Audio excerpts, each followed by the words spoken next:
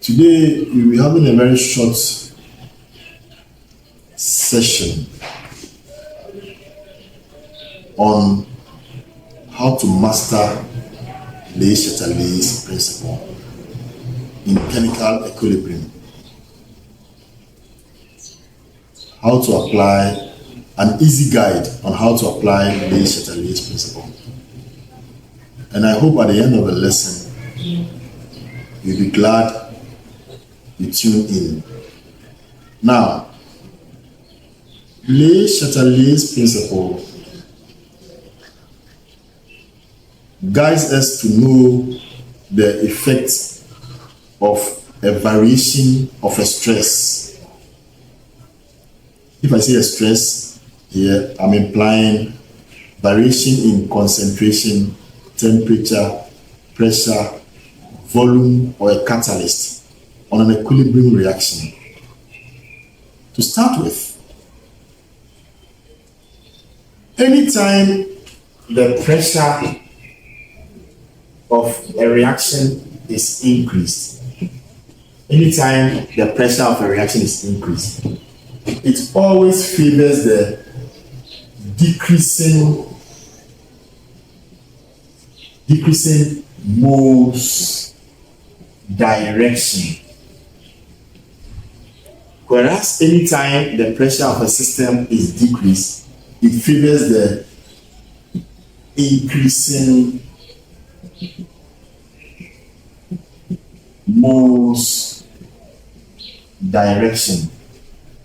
So in the event that you are given a reaction like N2 gas reacting with 3 moles of H2 gas, reversible sign, forming 2 moles of ammonia gas. From what we see, the forward reaction represents the decreasing moles direction, because we have 4 moles, 1 mole of this, 3 moles of that, making 4 moles, forming 2 moles. So in a very easy way, if the pressure of this system is increased, it will favor the forward reaction. Whereas if the pressure of this system is decreased, it will favor the increasing moles direction, which is actually the backward reaction in this instance. So it's a very easy way to predict the effect of pressure. The moment pressure is increased, it will always favor the decreasing moles direction. And you can see that the moles here is 4, whilst that of the product side is 2. Therefore, an increase in pressure will favor the forward reaction, which is 4 moles moving on to 2. Whereas a decrease in pressure will favor the increasing moles direction.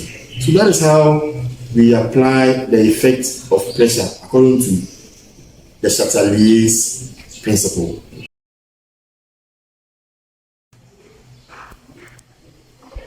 Now, we proceed to analyze how changes in volume will affect an equilibrium reaction, applying the Chatellier's principle. Just as we have learned in chemistry, pressure and volume have an inverse relationship, meaning that anytime pressure is increased, it implies that volume is decreased, and vice versa. So I have a small guide that will help us to predict the impact of varying volume on an equilibrium reaction. Now, volume, anytime the volume of a system is increased, it favors the increasing moles direction. Whereas anytime the volume of a system is decreased, it favors the decreasing moles direction. So once again, if you are given a reaction like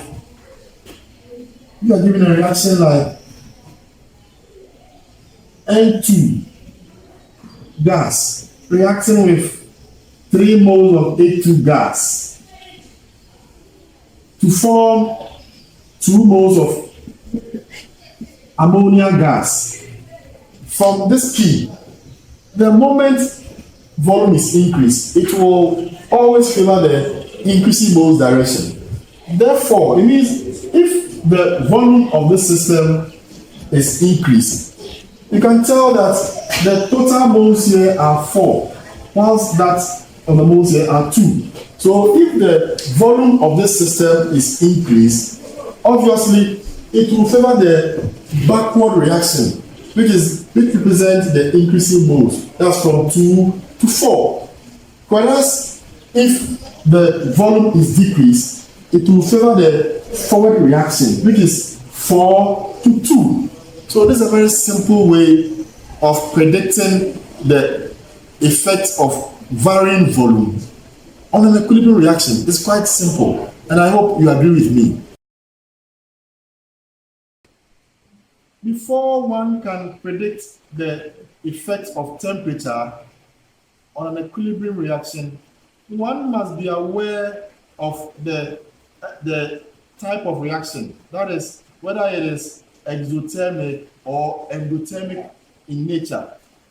Here too, there is a very simple guide that will help us to understand. Now, temperature.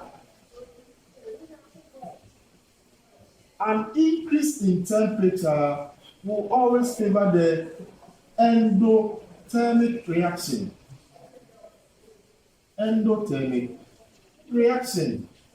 Whilst a decrease in temperature will always favor the exothermic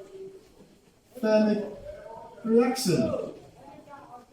So given a reaction like N2 gas reacting with 3 moles of H2 gas, forming 2 moles of ammonia gas, and given that the enthalpy is negative 92 kilojoule per mole.